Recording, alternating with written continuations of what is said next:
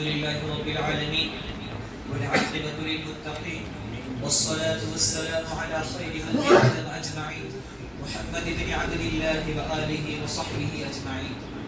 أما بعد، فيا حضرة رئيس الحفلة المباركة ورئيس نادي الأدب العربي وأساتذة الكرام وإخوتي المسلمون،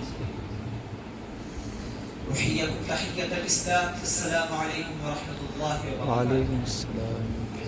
إن من حسن حظي أن أقوم أمامكم بكلمة وجيزة عن هذا الموضوع الهام، وهو ثبات أهل الإيمان في الفتن. أيها السادة، فإن الفتن الملهمة والأحداث المدلهمة إذا حلت بالناس ونزلت بهم أظهرت حقائقهم وكشفت معادنهم وميزت طيبهم من خبيثهم، ولله الحكمة البالغة في ذلك يميز الخبيث من الطيب، وهذه من حكمة الله في ابتلاء خلقه. قال الله تعالى: ولنبلونكم حتى نعلم المجاهدين منكم والصابرين ونبلو أخباركم. والحياة كلها ميدان الابتلاء ودار الامتحان، والناس فيها ليسوا سواء، فمنهم من يعبد الله على خوف، فإن أصابه خير اطمأن به، فإن أصابته فتنة انقلب على وجهه خسر الدنيا والآخرة، وذلك خسران مبين. ومنهم من يعبد الله على علم وبصيرة وإيمان راسخ وعقيدة صحيحة، فإن أصابه فتنة صبر فكان خيرا له، فإن أصابته نعمة شكر فكان خيرا له، وهذا لا يكون لأحد إلا للمؤمنين، فأمره كله خير وأحواله كلها حسنة طيبة وعواقبه كلها حميدة، والعاقبة للمتقين. إن للإيمان الصحيح والعقيدة السليمة أثرا قويا ودورا بارزا في التغلب على الأحداث والملمات والمصائب والمحن والنوازل والفتن، ذلك أن صاحب الإيمان الصحيح والعقيدة السليمة تعلم من دينه أمورا مهمة ودروسا عظيمة تعينه على الثبات في الأحوال، ولا حول ولا قوة إلا بالله. ومن أهم هذا الأمور ما يلي: أولا، أنه يعلم علم يقين لا يخالطه شك ولا يداخله ريب أن خالق هذا الكون وموجده مدبر الشؤون هو الله وحده لا شريك له، وأنه وحده المتصرف فيه، وأنه لا يكون فيه إلا ما شاء تبارك وتعالى، فأزمة الأمور كلها بيده، ومقاليد السماوات والأرض كلها له، فما شاء الله كان وما لم يشاء لم يكن، فلله ملك السماوات والأرض والله على كل شيء قدير.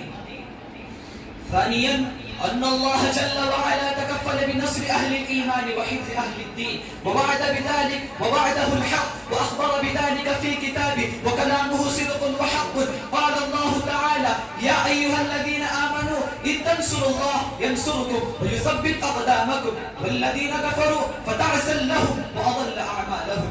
وقال الله تعالى: وما النصر إلا من عند الله. وقال الله تعالى: وعد الله لا يخلف الله وعده ولكن أكثر الناس لا يعلمون. ثالثا، أن المؤمن لشدة ثباته وقوة يقينه لا تزعزعه الأراجل ولا تخوفه الدعايات، بل إنه إذا خوف من دون الله زاد إيمانا وثقة بالله وتوكلا واعتمادا عليه، كمثل الصحابة رضي الله عنهم الذين قال لهم الناس: إن الناس قد جمعوا لكم فاخشوهم فزادهم إيمانا وقالوا حسبنا الله ونعم الوكيل. جاء في صحيح البخاري عن ابن عباس رضي الله عنهما أنه قال: حسبنا الله ونعم الوكيل. قالها إبراهيم عليه الصلاة والسلام حين قالوا: إن الناس قد جمعوا لكم فاخشوهم فزادهم إيمانا وقالوا حسبنا الله ونعم الوكيل، ومعنى حسبنا الله أي كافينا. رابعا، أن صاحب الإيمان الصحيح لا يعتمد في أموره كلها إلا على الله وحده، ولا يفوض أموره إلا له، ولا يتوكل إلا عليه، ولا يستعين إلا به. ولهذا كان من دعائه أنه كان يقول: اللهم لك أسلمت وبك آمنت وعليك توكلت وبك خاصمت، اللهم أعوذ بك لا إله إلا أنت أن تضلني، أنت الحي الذي لا يموت والإنس والجن يموتون. فالدعاء أمره عظيم وشأنه جليل، والله المسؤول وحده. وصلى الله على خير خلقه محمد وعلى آله وصحبه، والسلام عليكم ورحمة الله وبركاته.